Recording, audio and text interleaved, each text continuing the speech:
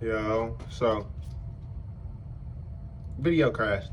So I guess we got to pick up where we left off in the last video. I know it's crazy. We started a whole new YouTube video. I was thinking about just editing it on, but we're not doing that. We're uploading these at the same time though. So thank God. If you watching this, go watch the first part.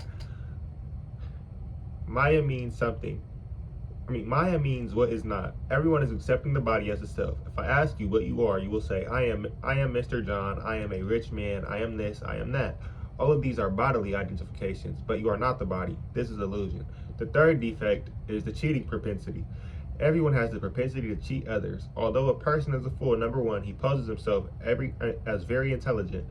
Although it is already pointed out that it is an illusion and makes mistakes. He will theorize, I think this, I think that, I think this is this. But he doesn't even know his own position. He writes books of philosophy, although he is defective. That is his disease. That is cheating. Lastly, our senses are imperfect. We are very proud of our eyes. Often someone will challenge, can you show me God? But do you have the eyes to see God? You will never see if you haven't the eyes. If immediately the room becomes dark, you cannot even see your own hands. So what power do you have to see? We cannot therefore expect knowledge, Veda, with these imperfect senses. With all these deficiencies, in conditioned life, we cannot give perfect knowledge to anyone, nor are we ourselves perfect. Therefore, we accept Vedas as they are. You may call the Vedas Hindu, but Hindu is a foreign name. We are not Hindus. Our real identification is Varnasrama. Varnasrama denotes the followers of the Vedas, those who accept the human society in 8 divisions of Varna and Asrama. There are 4 divisions of society and 4 divisions of spiritual life. This is called Varnasrama. It is stated in the Bhagavad Gita. These divisions are everywhere because they are created by God. The divisions of society are Brahmana, Kshatriya, Vaisya, Sudra, and Brahmana. Vaisya and Sudra. Brahmana refers to the very intelligent class of men, those who know what is Brahmin. Similarly, the Kshatriyas, the administrator group, are next of the intelligent class of men. Then the Vaisyas, the mercantile group, are the mercantile group. These natural classifications are found everywhere. This is the Vedic principle, and we accept it. The Vedic principles are accepted as axiomatic truth, for there cannot be any mistake. That is acceptance. For instance, in India, cow dung is accepted as pure. Cow dung is cow poop. They accept cow poop as pure in India. And yet, cow dung is the stool of an animal. In one place, you'll find the Vedic injunction that if you touch stool, you have to take a bath immediately. But in another place, it is said that the stool of a cow is pure. If you smear cow dung in an impure place, that place becomes pure. With our ordinary senses, we can argue this is contradictory. Actually, it is contradictory from the ordinary point of view, but it is not false. In fact, it is fact. In Calcutta, a very prominent scientist and doctor analyzed cow dung and found it contains all antiseptic properties. In India, if one person tells another, you must do this, the other party will say, what do you mean? Is this a Vedic injunction that I have to follow you without any argument? Vedic injunctions cannot be interpreted, but ultimately, if you study why these injunctions are there, you will find that they are all correct. The Vedas are not compilations of human knowledge. Vedic knowledge comes from the spiritual world, from Lord Krishna. Another name for the Vedas is Shruti. Shruti refers to the knowledge which is acquired by hearing. It is not experimental knowledge. Shruti is considered to be like a mother. We take so much knowledge from our mother. For example, if we want to know who our father is, who can we ask? Your mother. If the mother says, here is your father, you have to accept it. It is not possible to experiment to find out whether he is your father or not. Similarly, if you want to know something beyond your experience, beyond your experimental knowledge, beyond the activity of your senses, then you have to accept the Vedas. There is no question of experimenting. It has already been experimented. It is already settled. The version of the mother, for instance, has to be accepted as the truth. There is no other way. The Vedas are considered to be the mother, and Brahma is considered to be the grandfather, the forefather, because he was the first to be instructed by the Vedic knowledge. In the beginning, the first living creature was Brahma. He received the Vedic knowledge and imparted it to Narada and the other disciples and sons, and they distributed it to their disciples. In this way, the Vedic knowledge comes down from disciplic succession. It is confirmed in the Bhagavad Gita that the Vedic knowledge is understood in this way. If you make experimental endeavor, you come to the same conclusion, but just to save time, you should just accept it.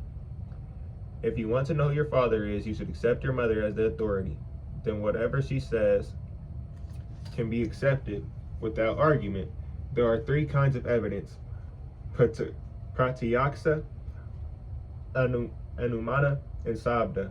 Pratyaksa means direct evidence. Direct evidence is not very good because our senses are not perfect. We are seeing the sun daily, and it appears to us like just a small disk, but it is actually far larger than many planets. Of what value is this seeing? Therefore, we have to read books. Then we can understand about the sun. So direct experience is not perfect. Then there is anumana, inductive knowledge. It may be like this, hypothesis. For instance, Darwin's theory says it may be like this, it may be like that, but that is not science. That is a suggestion. And it is also not perfect. But if you receive knowledge from the authoritative sources, that is perfect. If you receive a program guide from the radio station authorities, you accept it. You don't deny it. You don't have to make an experiment because it was received from the authoritative sources. Vedic knowledge is called Sabda Pramana, another name for Shruti. Shruti means that this knowledge has to be received simply by oral reception. The Vedas instruct that in order to understand the transcendental knowledge, we have to hear from the authority. Transcendental knowledge is out from the universe. Within this universe is material knowledge, and beyond this universe is transcendental knowledge. We cannot even go to the end of the universe. So how can we go to the spiritual world? Thus, to acquire full knowledge is impossible. There is a spiritual sky. There is another nature, which is beyond manifestation and non-manifestation. But how will you know there is a sky where the planets and inhabitants are eternal? All this knowledge is there, but how will you make experiments? It is not possible. Therefore, you have to take the assistance of the Vedas. This is called Vedic knowledge. In our Krishna consciousness movement, we are accepting knowledge from the highest authority, Krishna. Krishna is accepted as the highest authority by all classes of men. I am speaking first of two classes of transcendentalists. One transcendentalist is called imperialistic, Mayavadi. They are generally known as Vedantists, led by Sankarakaya.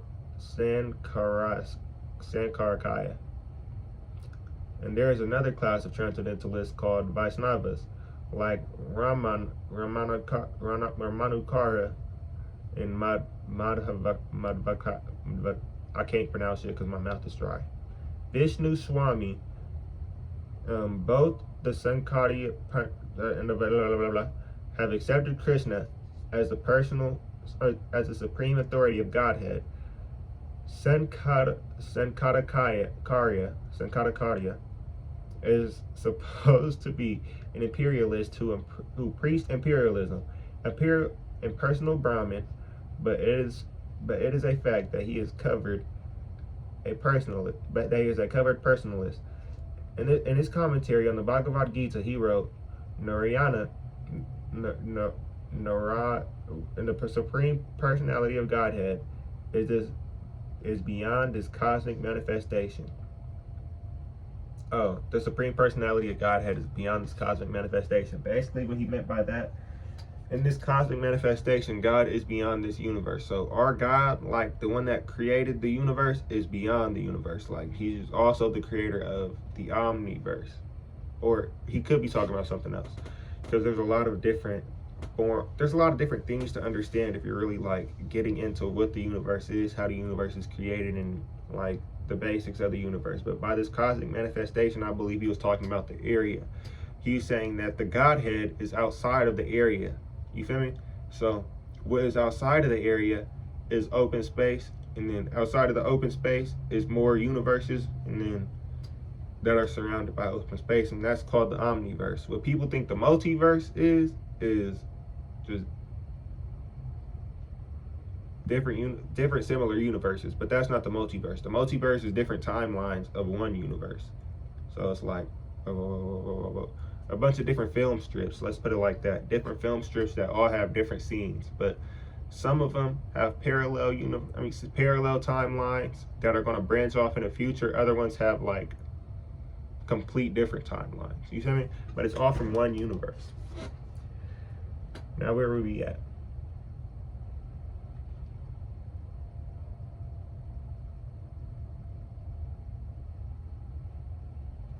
Oh, Narayana, the Supreme Personality of Godhead. Dearest apologies. The Supreme Personality of Godhead is beyond this cosmic manifestation. And then again, he confirmed that Supreme Personality of Godhead, Narayana, is Krishna. He has come to the son of Devaki in Vasudeva. He particularly mentioned the names of his father and mother. So Krishna is accepted as the Supreme Personality of Godhead by all transcendentalists. There is no doubt about it. Our source of knowledge in Krishna consciousness is the Bhagavad Gita, which comes directly from Krishna. We have published the Bhagavad Gita as it is, because we accept Krishna as he is speaking, without interpretation.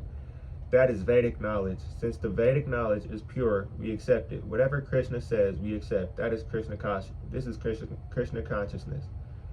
That saves much time. If you accept the right authority or right source of knowledge, then you save much time. For example, there are two systems of knowledge in the material world, inductive and deductive. From deductive, you accept that man is mortal. Your father says man is mortal. Your sister says man is mortal. Everyone says man is mortal, but you do not experiment. You accept it as fact that man is mortal. If you want to research to find out whether man is mortal, you have to study each and every man. And you may come to think that there may be some man who is not dying, but you have not seen him yet. So in this way, your research will never be finished. In Sanskrit, this process is called aroha, the ascending process. If you want to attain knowledge by any personal endeavor, by exercising your imperfect senses, you will never come to the right conclusions. That is not possible. There is a statement in the Brahma Samhita, just ride on the airplane which runs at the speed of our mind. Our material airplanes can run 2,000 miles per hour. What is the speed of the mind? You are sitting at home and you immediately think of India, say 10,000 miles away. At once it is in your home. Your mind has gone there. The mind speed is so swift. Therefore, it is stated: if you travel at this speed for 1,000,000 years, you'll find that the spiritual sky is unlimited. It is not possible to even approach it. Therefore, the Vedic injunction that must approach the word compulsory is used. A bona fide spiritual master, a guru. And what is the qualification of a spiritual master? He is one who has rightly heard the Vedic message from the right source, and he must practically be firmly established in Brahman. These are two qualities he must have, otherwise he is not bona fide. This is Krishna consciousness movement, and this Krishna consciousness movement is completely authorized from Vedic principles. In the Bhagavad Gita, Krishna says the actual aim of Vedic research is to find out Krishna. In the Brahma Samhita, it is also stated Krishna Govinda has numerable forms, but they are all one. They are not like our forms, which are fallible. His form is infallible. My form has a beginning, but his form has no beginning. It is Ananta. and his form has so many multiforms, has no end. My form is sitting here and not in my apartment. You are sitting there and not in your apartment, but Krishna can be everywhere at one time. He can sit down in Goloka, Verdavana at the same time. He is everywhere, all pervading. He is original, the oldest. But whenever you look at a picture of Krishna, you'll find a young boy, 15 or 20 years old. You'll never find an old man. You have seen pictures of Krishna as a charioteer from the Bhagavad Gita, but at that time, he was not less than 100 years old. He had great-grandchildren, but he looked like just a boy. Krishna, God, never becomes old. That is his supreme power. If you want to research out Krishna by studying the Vedic literature, then you will be baffled. It may be possible, but it is very difficult. You can very easily easily learn about him from his devotee. His devotee can deliver you. Here he is. Take him. That is the potency of Krishna's devotees. Originally, there was only one Veda, and there was no necessity of reading it. People were so intelligent and had such memories that by once hearing from the lips of the spiritual master, they would understand.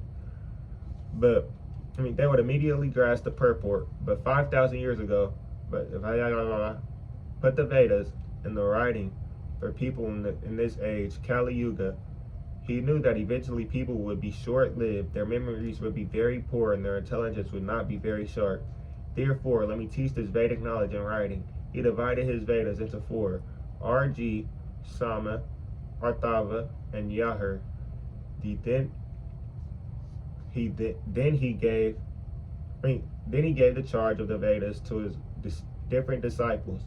He then thought of the less intelligent class of men, Stri, Sudra, and Dviha Bandhu. He considered the women class and Sudra class, which is the worker class, and Dviha Bandhu. Dviha Bandhu refers to those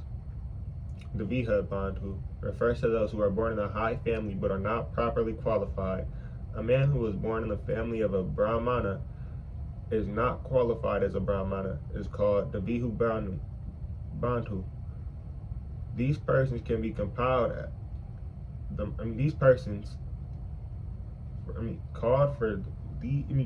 these persons he compiled the Mahabharata, called the History of India, the 18 Puranas.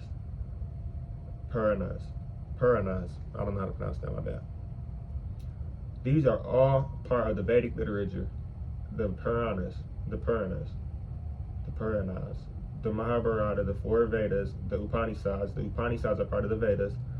Then the Vyasadeva summarized all Vedic knowledge for scholars and philosophers in what is called the Vedanta Sutra. This is the last word of the Vedas. I ain't gonna lie, seemed like a good book. I might cop the Vedanta Sutra. So if y'all wanna see it on the channel, let me know. Vyasadeva personally wrote the Vedanta Sutra under the instructions of Narada. His guru, Maharaja, spiritual master, but still not satisfied. That is a long story described in Srimad Bhagavatam. Vyasa was not very satisfied after compiling the Puranas and Upanishads, even after writing the Vedanta Sutra. Then his spiritual master Narada instructed him, You explain the Vedanta Sutra. Vedanta means ultimate knowledge, and that ultimate knowledge is Krishna. Krishna says throughout all the Vedas, one has to understand him. Vedas ka sarver aham eva vedaya. Also, Krishna says, Vedanta kurd vedavid eva kaham. I am the compiler of the Vedanta Sutra. I am the knower of the Vedas.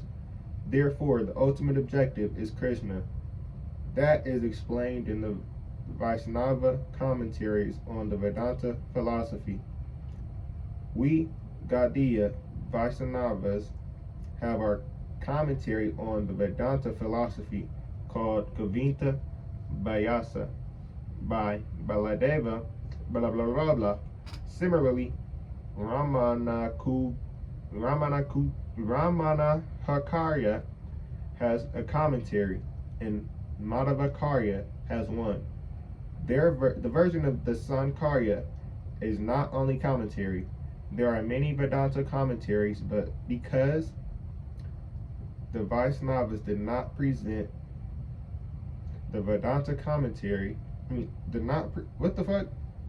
because they did not present the first Vedanta commentary, people are under the wrong impression that Sankarya is the only Vedanta commentary. Besides that, Vyasadeva himself wrote the perfect Vedanta commentary. Srimad Bhagavatam begins with the first words of Vedanta Sutra, Janmadi Asaya Yata. And that Janmadi Asaya Yata is explained in the Srimad Bhagavatam. The Vedanta Sutra simply hints at what is Brahman, the absolute truth. The absolute truth is that from whom everything emanates. This is a summary, but it is explained in detail in the Srimad Bhagavatam. If everything is emanating from the absolute truth, then what is the nature of the absolute truth? That is explained in the Srimad Bhagavatam. The absolute truth must be consciousness. He is self-effulgent, Svarat. We develop our consciousness and knowledge by receiving knowledge from others. But for him, it is said that he is self-effulgent.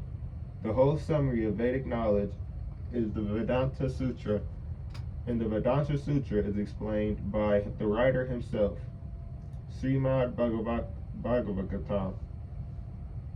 We finally request those who are actually after Vedic knowledge to try to understand the explanation of all Vedic knowledge from Srimad Bhagavatam and the Bhagavad Gita.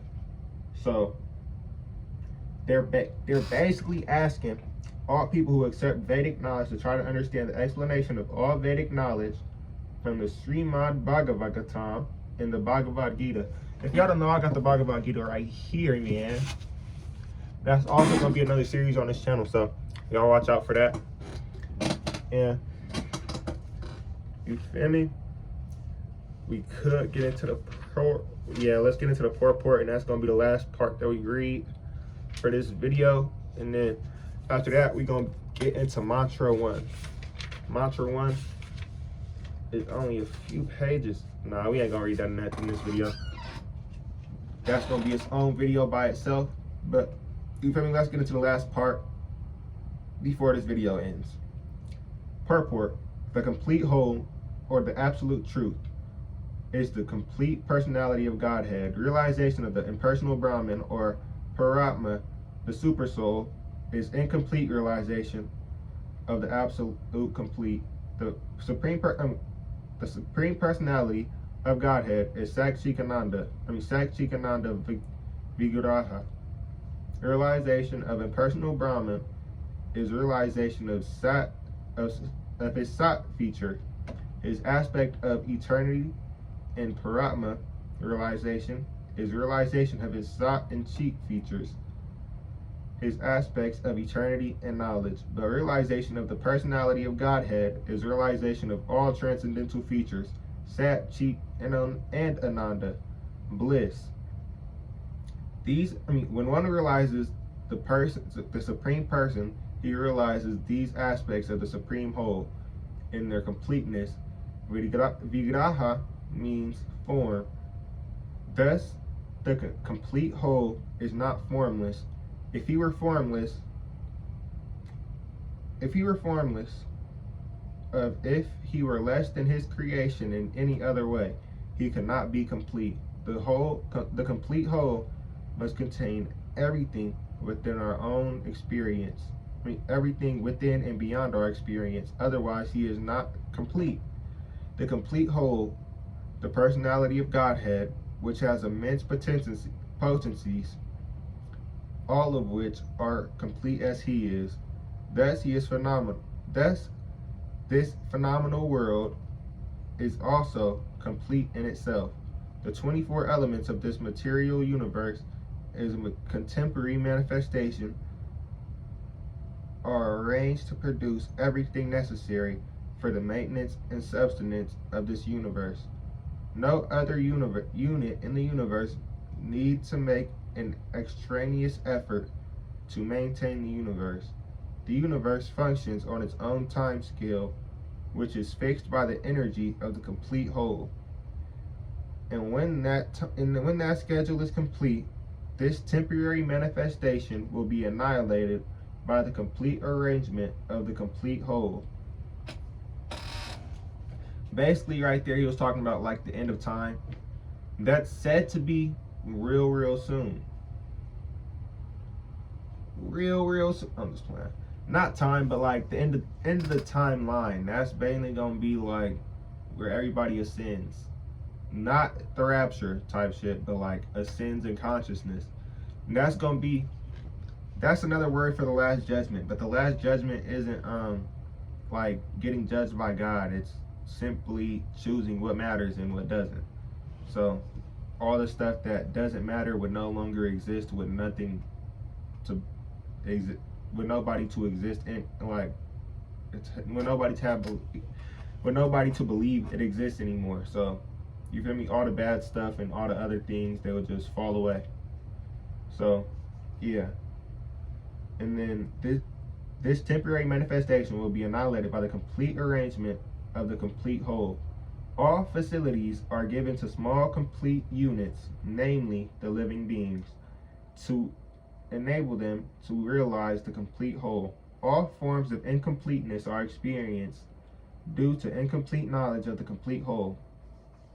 The human form is a complete manifestation of the consciousness of the living being, and it is obtained after evolving through 8.4 million species in the cycle of life, birth, and death.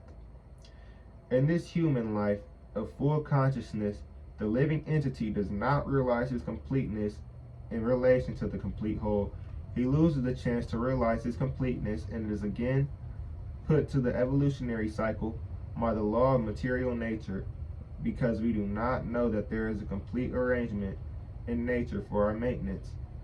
We make our efforts to utilize the resources of nature to create a so-called complete life of sense enjoyment, because the living entity cannot enjoy the life of the senses without being dovetailed with the complete whole. The misleading life of sense enjoyment is illusion. The hand of a body is a complete unit as it is attached to the complete body. As long as it is attached to the complete body. When the hand is severed from the body, it may seem like a hand, but it actually has none of the potencies of a hand. Similarly, living beings are parts and parcel of the complete whole. If they are severed from the complete whole, the illusory representation of the complete whole cannot fully satisfy them. The completeness of the human life can be realized only when energies engage in the service of the complete whole. All services in this world, whether social, political, communal, international, and even interplanetary, will remain incomplete until they are dovetailed with the complete whole. When everything is dovetailed with the complete whole, the attached parts and parcels also become complete in themselves. And that's it for this first part of the Bhagavad Gita, man. We on page 16, starting on page 17 in the next video, man. This part is about 29 minutes long. So if y'all ain't watched the first part, y'all go watch that. That's where we read like a tiny bit of the first page. We also read the back of it, and I gave y'all a description of what the book gonna entail and what the book talks about. So you feel me? Yeah, it talks about the 108 mantras, or the 108, what's the word? No.